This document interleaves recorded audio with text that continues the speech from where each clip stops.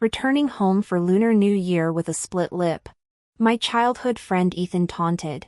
Did the dog bite you again? Under the gathered relatives' gazes. I stated. My boyfriend did it. Ethan's face darkened instantly. On the last possible day before my mother's mandated homecoming deadline. I arrived at night. The moment I stepped through the door, I saw Ethan and his parents from the Morgan family. After our locked stare, Ethan adopted his mocking tone. Luna, did you get mauled by puppies again? He never let me live down that childhood incident when 5-year-old me tried kissing a stray dog, resulting in 3 rabies shots. Though he'd grudgingly accompanied me to the clinic, it became his perpetual ammunition. As adult chuckles rippled through the room, I touched my blood-crusted lip. Actually, I cut through the laughter. My boyfriend bit me this morning.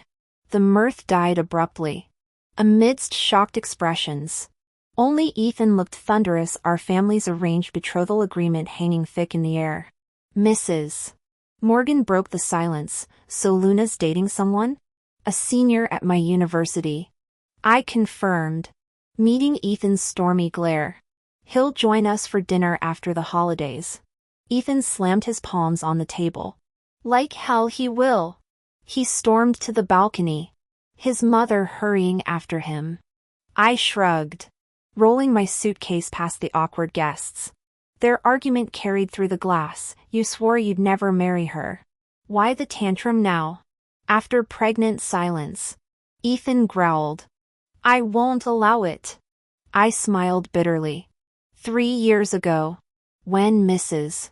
Morgan jokingly called me daughter-in-law at a family gathering, Ethan publicly humiliated me, accusing me of clingy behavior. His father slapped him, but Ethan blamed me. I chose a college 2,000 miles west to escape him.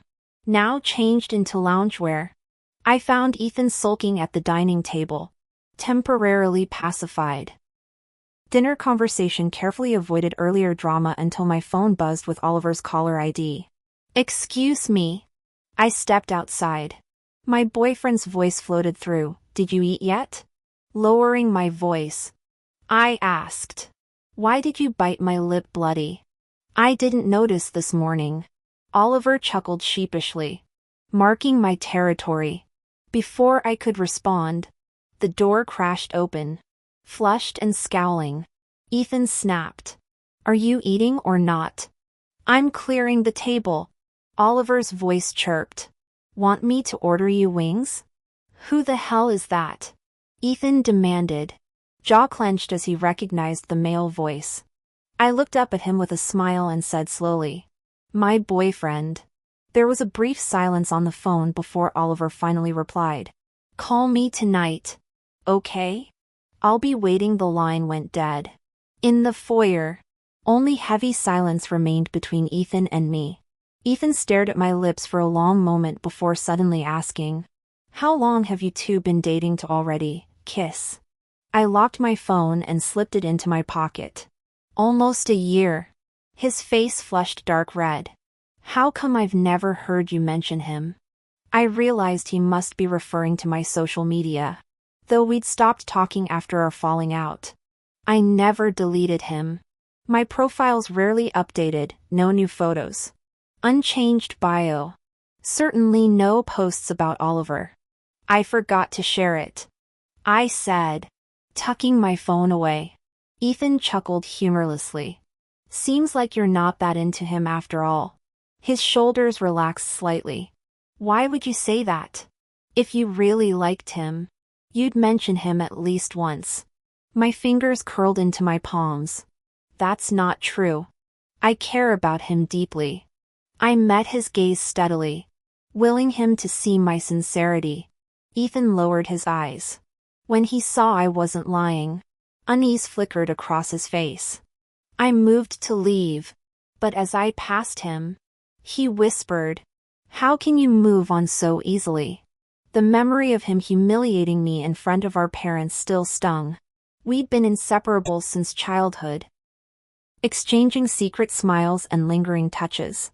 In high school, when classmates teased us about being the perfect childhood friends to lovers pair, He never denied it, still walked me to school, brought me hand warmers during winter, filled my water bottle between classes.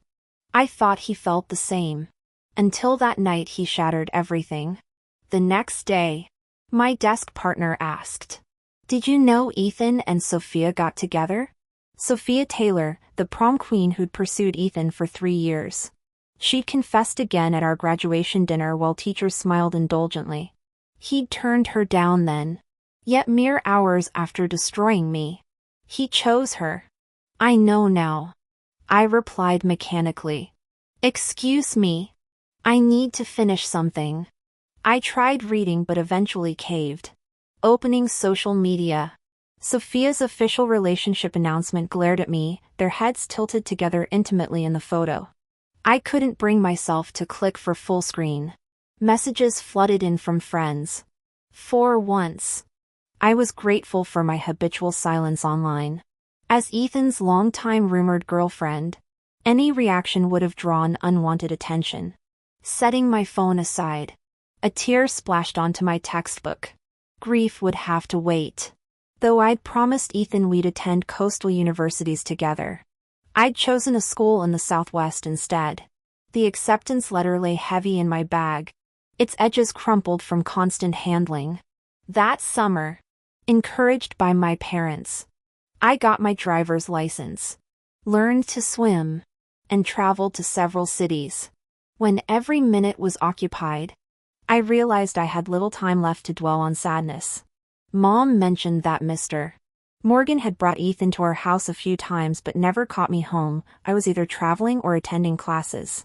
It wasn't until right before school started, while packing my luggage with Mom, that I saw Ethan again. Mr. Morgan looked at me and said, "You've gotten tanned." I smiled and nodded, mentioning all the places I'd visited. Ethan stayed silent beside him, occasionally glancing my way. Maybe he was in a bad mood. He didn't speak a word the entire time, only gave me a long look before leaving. I kept my head down, avoiding his gaze. That night, I opened social media and saw Sophia's post, "New flames can't beat childhood friends. What you can't have becomes your first love." Someone asked in the comments, "What happened?" She replied, "We broke up." Finally, I understood why Ethan had been so grumpy earlier. He'd gone through a breakup. But Sophia's line about childhood friends confused me. I didn't recall Ethan having any close childhood friends besides me. In the past, I'd have confronted him immediately. But over the summer, I'd made peace with the fact that Ethan and I would only ever be friends. I wouldn't care anymore. On the day I left for college, I turned off my phone before boarding and missed Ethan's message, "Why are you going to see university?" Campus life kept me swamped. I took a double major, filling even my weekends with work. I didn't think about him until he suddenly texted weeks later, asking me to click on a Temu link. I replied, "Sorry, I don't have that app." His typing status lingered forever before he finally sent a terse "never mind." I had no interest in small talk and went back to my homework. Only when the library closed did I notice his follow-up from 5 hours earlier, "When does your summer break start?" I didn't reply. Now, Ethan stands before me, asking why I detached so easily. A wild thought flickers, but I crush it. "I don't know what you mean," I say. He stays quiet as I walk straight to my room. On the day I return to campus, Oliver meets me at the station. He grabs my luggage instantly. "Tired? Let's get you something good to eat." As we walk, his expression shifts. When I ask what's wrong, he stammers, "I'm really sorry for biting your lip that time. He looks down. Felt insecure. Once. During a conversation about past relationships, I'd openly told Oliver about my old feelings for Ethan. He'd claimed it didn't bother him, but his panic was obvious, just like now. Torn between hurt and anxiety. He's scared I'll relapse. So I take his hand. "It's fine. Buying me noodles counts as an apology."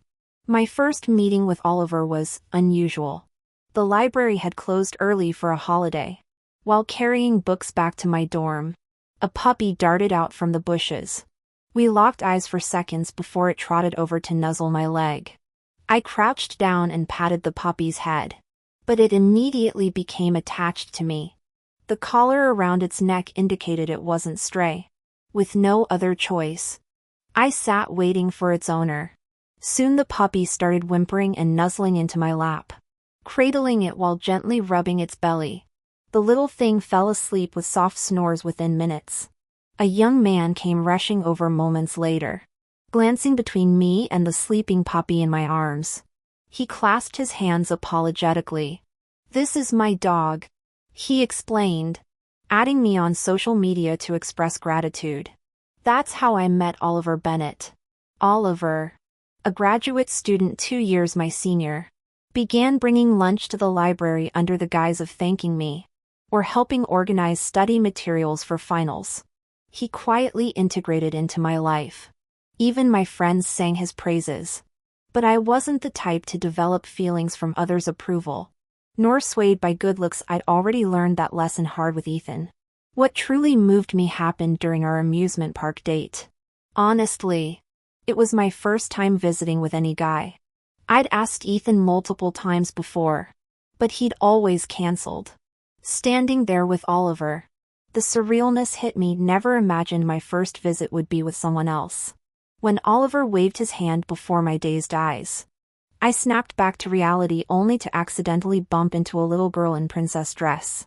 Her ice cream plopped on the ground. Frozen with guilt at her trembling lip, Oliver reacted first. "Who's this Royal Highness?" He knelt, wiping her tears with tissue. "Princesses shouldn't cry over spilled ice cream. How about Big Brother gets you a new one?" He glanced up, winking at me, catching on. I crouched too. "So sorry, sweetheart. Let's get you a fresh treat." While I apologized, Oliver dashed off, returning with matching ice cream. The girl beamed as he coaxed her with princely charm, bracing for scolding like Ethan's usual impatience. I stood stiffly, but Oliver simply smiled, brushing my hair. "Now that our little princess is happy, miss, we'll miss the fireworks if we linger." His warm hand encircled my wrist, guiding me forward while excitedly explaining his Instagram research on best photo spots. "Why, aren't you mad?" The question slipped out. He paused, genuinely puzzled. After thoughtful silence, his grin returned. Even Cinderella dropped her glass slipper from nerves. Seeing serious campus goddess Luna act flustered? That's rare magic. My eyes stung unexpectedly. Weeks later during library study session, Oliver slid a note across the table. "Will you be my girlfriend?" Below it, he'd drawn a teary-eyed puppy. I burst out laughing. In that moment, Ethan's shadow finally lifted. The person across from me radiated emotional stability, giving me the security I needed to fully invest in this new healthy relationship. So I wrote yes on the note. Oliver always put tremendous care into holiday surprises and gifts. He'd first check my schedule to ensure his planned surprises wouldn't disrupt my routine. Whether producing a single rose from his coat during walks or presenting meticulously researched travel itineraries for long weekends, his thoughtfulness shone through. During fall break, he took me to the neighboring city. At the beach I'd been yearning to visit, Oliver captured the perfect Polaroid photo. He now keeps it behind his transparent phone case. His thorough planning made our 3-day trip flawless until our return journey's unexpected guest disrupted the afterglow. Hand in hand approaching my dorm, my roommate called, "Luna, your brother's here." The RA wouldn't let him upstairs. "He's waiting in the lobby." "Which brother?" I frowned. "No idea. Tall, handsome, half the girls here asked for his number already." Rounding the corner, I immediately spotted Ethan in the crowd. His smile faltered when noticing Oliver's fingers intertwined with mine. The Morgan-heir's eyes reddened instantaneously. Over coffee that Ethan insisted on buying, he eyed Oliver. "So this is your boyfriend?" My partner. Oliver. I confirmed. Then turned, Oliver. This is Ethan from my neighborhood. Ethan's jaw tightened as Oliver sipped his Americano, leaning into me with feline satisfaction, sharp eyes there. Brother-in-law. Brother-in-law? Ethan hissed through clenched teeth. When tension thickened, Oliver suddenly remembered, I ordered your favorite cheesecake next door. Be right back. Alone with Ethan. I studied my cappuccino's foam art. You never drank coffee before college. He observed. Throughout high school, he brought me daily tea to power through exams. Midterms changed that. I shrugged, swirling my spoon. People evolve. His knuckles whitened around the mug. What brings you here? I pressed. Can't your childhood protector vet your new flame? He retorted, emphasizing protector bitterly. Oliver returned triumphantly with pastry box in hand. Luna adores their espresso cheesecake combo. He boasted, deliberately brushing against me as he sat. Ethan's glare intensified when Oliver rested his head on my shoulder. Does Big Bro disapprove of me? He stage whispered, ensuring Ethan caught every word. I squeezed his hand. Don't be silly. Under Ethan's smoldering gaze. I stood, we should head to the library. Thanks for the coffee, Ethan. Leaving exact change on the table. I guided Oliver away. Walking back, I pondered Oliver's uncharacteristic behavior. The usually diplomatic sweetheart had never provoked confrontations before. Today, Ethan kept scowling repeatedly. My gut told me he'd figured out who Ethan was. Sure enough, Oliver asked, is this the brother you used to have feelings for? I answered, that's him. But he's ancient history. Oliver clung to me like cling wrap, murmuring sweetly, I trust you, Luna. Yet the anxiety in his eyes betrayed him. I thought Ethan had left. But the next day, Oliver's frat brother called, Luna. Get to the hospital. Oliver got jumped. When I rushed in, I found Oliver sitting on the left end of a bench and Ethan planted firmly on the far right. Oliver's eyes were red-rimmed, looking as pitiful as a puppy denied his kibble. He opened his mouth to speak but Ethan caught in, Luna. This jerk was cozying up with some girl. Before I could react, Ethan shoved his phone in my face, security camera footage showing Oliver laughing with his arm around a brunette. Ethan muttered, told you your taste in guys sucks, shooting me sideways glances. I cut him off. That's Oliver's cousin. We've met. The color drained from Ethan's face. After an awkward pause, he blurted, don't cover for him. You've always had terrible judgment. Oliver introduced me to his whole family when we started dating. I locked eyes with Ethan. And if we're talking bad judgment, yeah. I did like you once. Ethan's mouth worked soundlessly. Behind him, Oliver sniffled like a heartbroken golden retriever, checking Oliver's bruised face.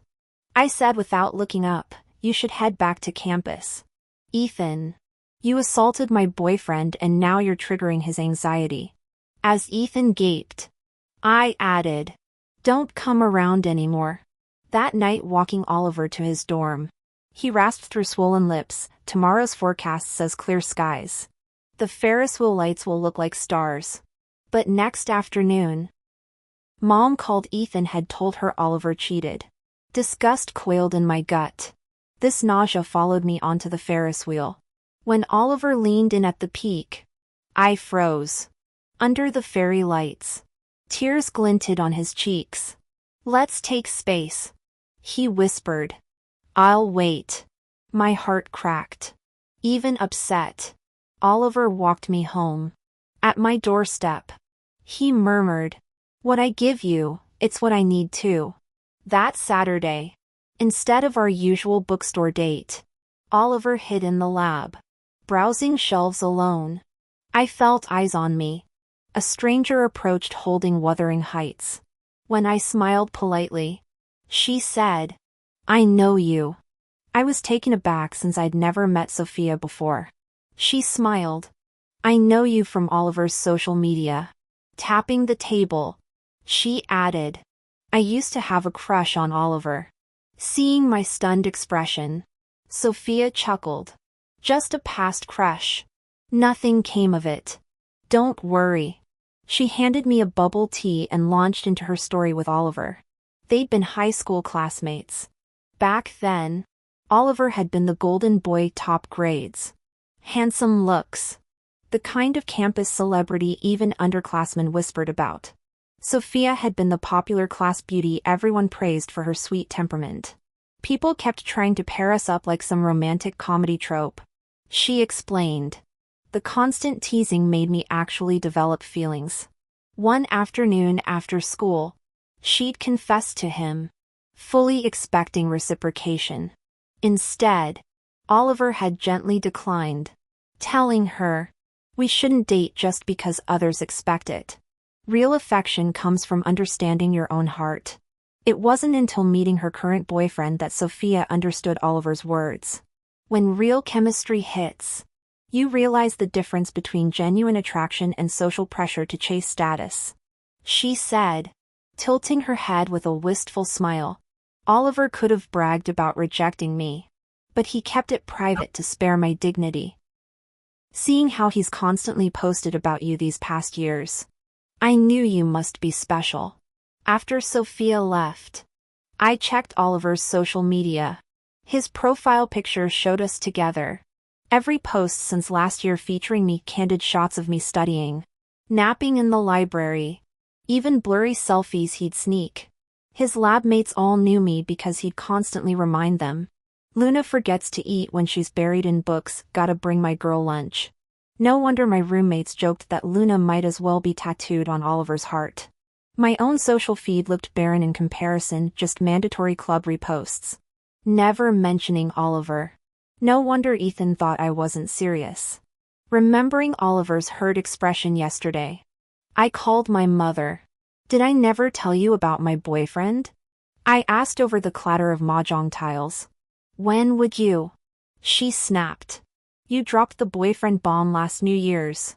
Your father nearly had a stroke. Listen. Don't bring home some deadbeat. Ethan said he was hugging another girl. That was his cousin. I interrupted. How's he treat you? She demanded. Like gold. A pause. Sweetie. I know you feel 8 but show 3. Calling about boy trouble? Love needs, her voice suddenly sharpened. Mahjong. Pay up. The line went dead. Ethan's past betrayals had taught me to ration affection like limited edition cupcakes, doling out crumbs to avoid being left hungry. But now I realized Oliver had been serving whole wedding cakes while I offered stale crackers. No wonder Ethan's reappearance triggered his insecurity. I needed to fix this. But before I could find Oliver, Ethan appeared at my dorm again. We need to talk. He insisted. This endless drama would only hurt Oliver more. Time for final closure. I accepted his invitation but immediately texted Oliver. Ethan asked me to dinner. I'll be back soon. This was my first step in giving Oliver proper reassurance. Ethan took me to the Szechuan restaurant near campus gates. Though he couldn't handle spicy food, I deliberately ordered multiple fiery dishes. He frowned. You know I don't eat chili. Then order your own dishes. I snapped, ignoring the hurt flashing across his face. You never used to speak to me like this. He murmured. There was a time I'd bend over backwards to accommodate him. We haven't settled your smear campaign against Oliver to my parents yet. I said coldly. Ethan leaned forward. You blindly believe his cousin's story? Do you even know his real family background? Luna? Don't be fooled again. My fists clenched. I'm not an idiot. Aren't you? His voice rose. When it comes to relationships, you've always been hopeless. I sighed. Must you insult me to communicate? Ethan? He faltered. I just don't want you getting hurt. Your concern is unnecessary. When he tried grabbing my hand, I jerked away. Why choose him? His voice cracked. We've known each other since childhood. Doesn't that mean anything? 4-2 heartbeats. I gaped at him. Have you lost your mind? Yes. Ethan slammed the table, drawing stares. I've been insane since dating Sophia. Even when with her, I could only think about you. That outburst senior year? Just me rebelling against mom's constant matchmaking jokes. The puzzle pieces clicked. Sophia's social media post about new flames never beating childhood friends finally made sense. I was the childhood friend. Disgust curdled my stomach. How could he use that bright-eyed girl who'd once declared I'll keep chasing Ethan until he's taken? During high school, Sophia deserved better than 2 months of half-hearted dating. Ethan whispered, "Come back. I'll give you everything he does." Before I could respond, a card game sound effect blared from the next booth. Pass. His face darkened as I choked back laughter.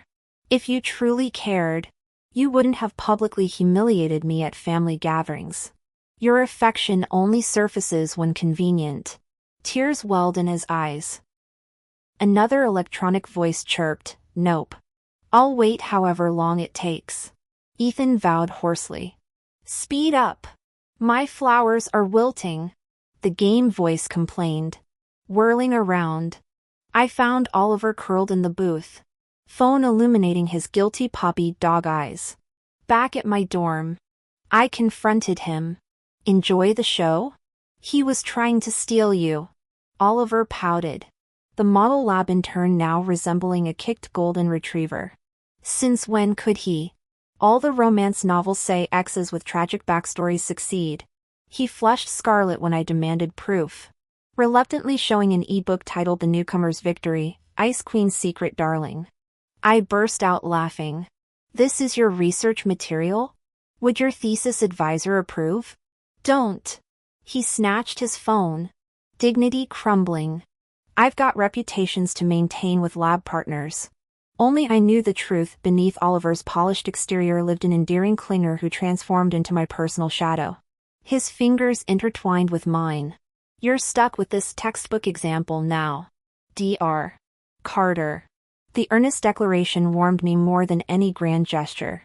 Here, in this messy reality beyond storybook tropes, we fit. After a tense moment, Oliver whispered softly, "I was just scared. It said here to play some little tricks to make you realize how important I am to you. But I was afraid if I went too far, you'd really leave." Oliver hung his head, looking guilty. "I'm sorry. I shouldn't have eavesdropped on your conversation." When I reached to touch his face, warmth brushed my hand. Oliver was crying. Overwhelming guilt crashed over me as I nestled into his arms. "You don't need tricks for me to love you," I murmured. His body stiffened. "Oliver," I continued, "I'm sorry I never made you feel truly cherished." Following his example, I changed my profile background to our couple photo and introduced Oliver to everyone in my life as my beloved boyfriend. No more hiding affection. Months later, while using Oliver's phone to register an account, Ethan's number lit up the screen with rapid-fire messages. Scrolling up, I found dozens of our old photos Ethan had sent, to which Oliver had replied with a snapshot of me sleeping in his arms. Ethan's furious curses filled the thread. "Not my fault you lost Luna," Oliver had typed. "Your backhanded compliments made her doubt herself for years. You took that childhood bond for granted. But Ethan? No one's irreplaceable. And for the record, Luna deserves nothing less than complete adoration." After prolonged silence, Ethan retorted, "We've known each other since diapers. Our connection runs deeper. If time equals love," Oliver shot back, "marry the earth since you're inseparable. Later, brother-in-law, make sure to give a generous wedding gift." The last message showed Ethan blocking Oliver after spamming middle finger emojis. On graduation day, I posted, "June brings more than caps, white dresses too," with our marriage license beside my diploma. High school friends flooded the comments with shocked congratulations. Ethan's like appeared instantly before his account went dark. Our proposal had been pure comedy. We'd simultaneously pulled out rings at the carnival where we first kissed, then laughed until tears came as we slid bands onto each other's fingers. During family dinners, Oliver's fiery Texan mother couldn't stop gushing about her new sweet Southern daughter-in-law. That night, Mom hugged me tight. "He's good for you. You've met him once." I laughed. "His parents' marriage," she said knowingly. "The way his father still looks at his mother after 30 years? That's how Oliver watches you. You've learned to love openly now." Guilt prickled my eyes remembering past hesitations until knocking interrupted us.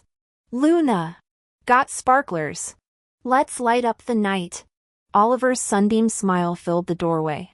I gripped his hand, grateful we'd found our timing.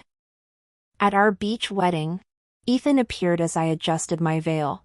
Silent. He offered a red envelope thick with cash. Our childhood photos fluttered out when I opened it, every image carefully restored. Edges gilt and gold. "This is the wedding gift." Ethan's expression held a tinge of anticipation. "Or, you could consider leaving with me now." I looked up, meeting Ethan's burning gaze as I accepted the red envelope. Gently touching my stomach, I murmured, "Baby, Uncle Ethan gave you your first lucky envelope. Remember him, okay?" Ethan's eyes suddenly reddened.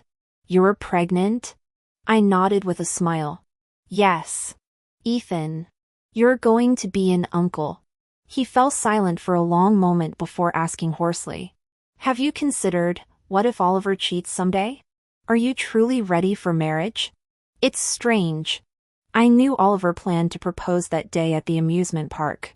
Yet instead of pre-wedding jitters, I felt only calm.